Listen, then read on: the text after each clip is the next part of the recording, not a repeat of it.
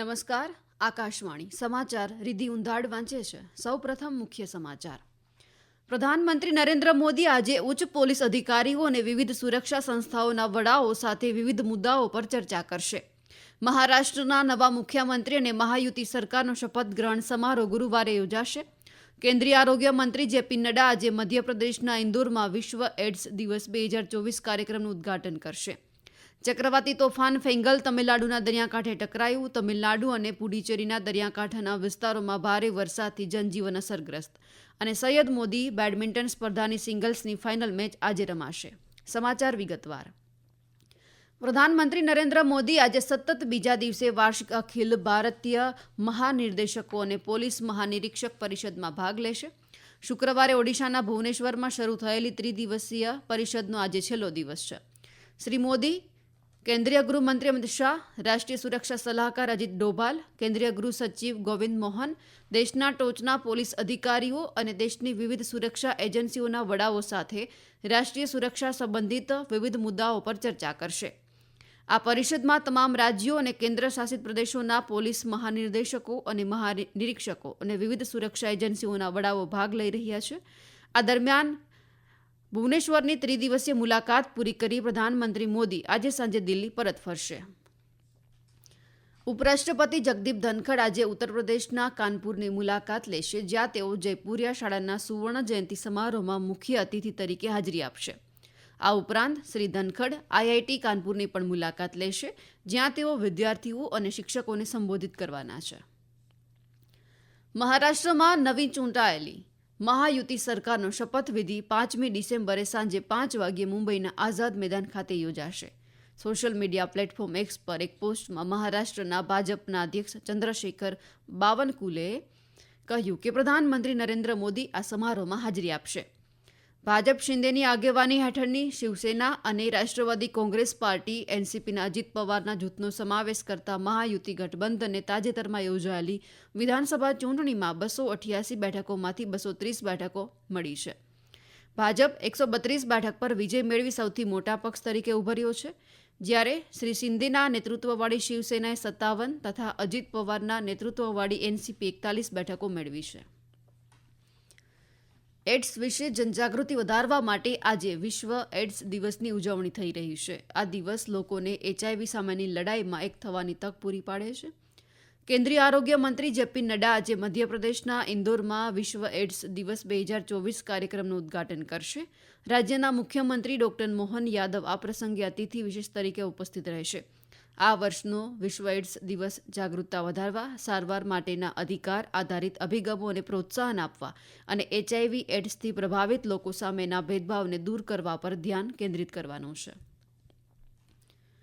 નાગાલેન્ડ રાજ્યનો આજે 62મો સ્થાપના દિવસ છે. 1963માં આજના દિવસે નાગાલેન્ડ સત્તાવાર રીતે ભારતનું 16મું રાજ્ય બન્યું હતું. આ મહત્વપૂર્ણ સિદ્ધિની યાદમાં આજે અનેક કાર્યક્રમોનું આયોજન કરવામાં આવી રહ્યું છે. રાજ્યકક્ષાની ઉજવણી કોહિમામાં નાગાલેન્ડ સિવિલ સચિવાલય પ્લાઝા ખાતે યોજાશે, જ્યાં મુખ્યમંત્રી નેફ્યુ રિયો સભાને સંબોધશે અને રાજ્યની છેલ્લા 6 દાયકાની વિકાસ યાત્રાની ચર્ચા કરશે. આ સાથે જ નાગાલેન્ડના રાજ્યપાલ લા ગણેશને નાગાલેન્ડના લોકોને રાજ્ય સ્થાપના દિવસના ઐતિહાસિક અવસર પર શુભેચ્છા પાઠવી છે. નાગાલેન્ડમાં આજથી પ્રખ્યાત હોર્નબિલ તહેવાર શરૂ થઈ રહ્યો છે. રાજધાની કોહિમાથી લગભગ 12 કિલોમીટર દૂર કિસામાના નાગા હેરિટેજ વિલેજમાં આ કાર્યક્રમનું આયોજન કરવામાં આવ્યું છે. રાજ્યના સમૃદ્ધ સાંસ્કૃતિક વારસા અને પરંપરાને દર્શાવતા ઉત્સવ 10મી ડિસેમ્બર સુધી ચાલશે. આ વર્ષે હોર્નબિલ કાર્યક્રમની 25મી વર્ષગાંઠ છે. હવે આ તહેવાર પ્રવાસીઓ માટે આકર્ષણનું મુખ્ય કેન્દ્ર બની ગયો છે. બંગાળની ખાડીમાં ઉદ્ભવેલું ફેંગલ વાવાઝોડું ગઈકાલ રાત્રે કરાઈકલ અને મહાબલીપુરમ વચ્ચે તામિલનાડુ અને પુડુચેરીના દરિયાકાંઠે જમીન ઉપર પહોંચ્યું હતું.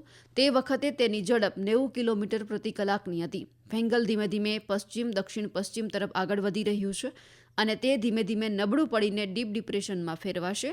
વાવાઝોડાને કારણે ઉત્તરી તમિલનાડુ અને પુડુચેરીમાં ભારે પવન સાથે વરસાદ પડ્યો. ભારે વરસાદને કારણે ચેન્નાઈ હવાઈ મથકને બંધ કરવામાં આવ્યું અને શહેરના ઘણા ભાગોમાં પાણી ભરાઈ ગયા.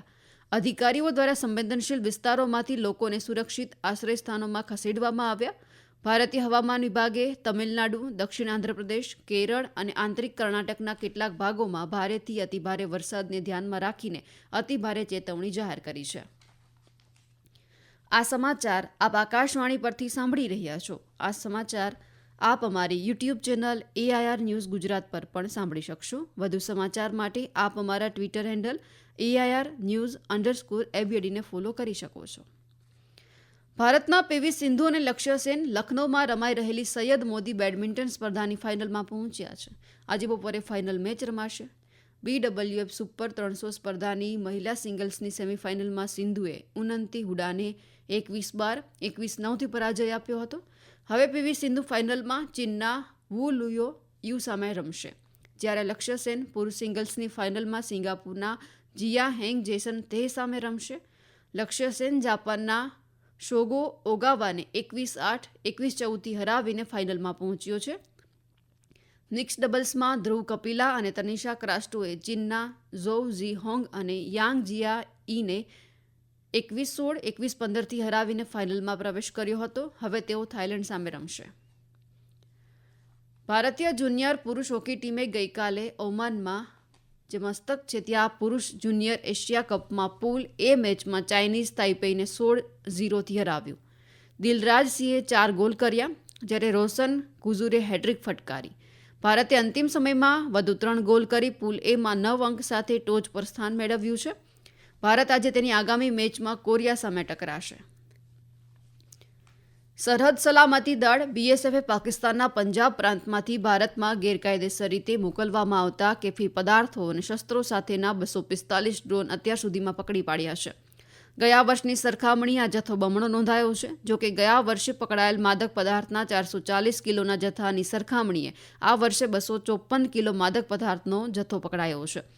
BSF દ્વારા જવાનોના પેટ્રોલિંગ અને ટેકનોલોજીના ઉપયોગથી કરવામાં આવી રહેલ દેખરેખના કારણે હેરોઇનની દાણચોરીમાં ઘટાડો નોંધાયો છે. એવી જ રીતે BSFના જવાનોએ પાકિસ્તાનમાંથી ભારતમાં દાણચોરી કરવાના પ્રયાસ માટે 31 પાકિસ્તાની અને 94 ભારતીયોની માલસામાન સાથે અટકાયત કરી છે.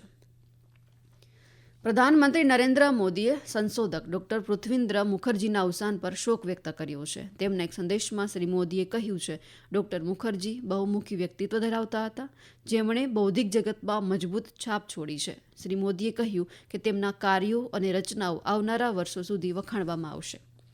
વિદેશ મંત્રી ડોક્ટર S જયશંકરે અમેરિકામાં ભારતીય વિદ્યાર્થી નુકારુપુ સાઈ તેજાની હત્યા પર શોક વ્યક્ત કર્યો છે.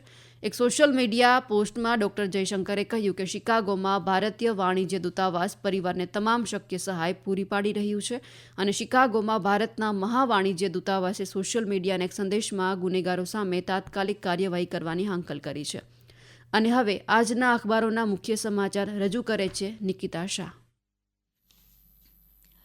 સમાચાર પત્રોએ અલગ અલગ સમાચારને મુખ્ય શીર્ષકમાં સ્થાન આપ્યું છે. ફૂલછાપ લખે છે, મહારાષ્ટ્રમાં CM ભાજપના, શિવસેના NCPના ડેપ્યુટી CM. ચક્રવાત ફેંગલથી તામિલનાડુ પુડુચેરીમાં જનજીવન ખોરવાયું. આ નવ ગુજરાત સમયનું મુખ્ય શીર્ષક છે. દિવ્ય ભાસ્કર લખે છે, દક્ષિણ ભારતમાં ફેંગલ વાવાઝોડું ટકરાયું, ચેન્નાઈ એરપોર્ટ બંધ કરાયું. ગુજરાત સમાચારનું મુખ્ય મથાળું છે, ટ્રમ્પના શપથ પહેલા વિદેશી વિદ્યાર્થીઓ અમેરિકા પરત ફરે. સંદેશે બાંગ્લાદેશમાં વધુ 2 સાધુની ધરપકડને મુખ્ય શીર્ષક બનાવ્યું છે. राजस्थान पत्रिकाए कुछ करो सरकार, बांग्लादेशी हिंदुओं पर अत्याचार रोकने की उठी पुकार ने मुख्य मथा बनाव्યું છે.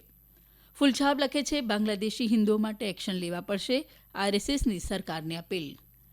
સંદેશનો એક અહેવાલ છે, રાજ્યમાં શાળાએ ભણતા બાળકોના હૃદય નાજુક, દર મહિને 1400થી વધુની સારવાર. દિવ્ય ભાસ્કર લખે છે, કેનેડાના ટોચના વિપક્ષી નેતા બર્નિયરે કહ્યું, ટ્રુડોએ કેનેડામાં ખાલિસ્તાનીઓને ઉછેર્યા, ભારત સાથેના સંબંધો તેમણે જ બગાડ્યા. અંતે મુખ્ય સમાચાર ફરી એકવાર. પ્રધાનમંત્રી નરેન્દ્ર મોદી આજે ઉચ્ચ પોલીસ અધિકારીઓ અને વિવિધ સુરક્ષા સંસ્થાઓના વડાઓ સાથે વિવિધ મુદ્દાઓ પર ચર્ચા કરશે. મહારાષ્ટ્રના નવા મુખ્યમંત્રી અને મહાયુતિ સરકારનો શપથગ્રહણ સમારોહ ગુરુવારે યોજાશે. કેન્દ્રીય આરોગ્ય મંત્રી JP નડ્ડા આજે મધ્યપ્રદેશના ઇન્દોરમાં વિશ્વ એડ્સ દિવસ 2024 કાર્યક્રમનું ઉદ્ઘાટન કરશે. ચક્રવાતી તોફાન ફેંગલ તમિલનાડુના દરિયાકાંઠે ટકરાયું. તમિલનાડુ અને પુડુચેરીના દરિયાકાંઠાના વિસ્તારોમાં ભારે વરસાદથી જનજીવન અસરગ્રસ્ત. આકાશવાણી પરથી સમાચાર પૂરા થયા. નમસ્કાર.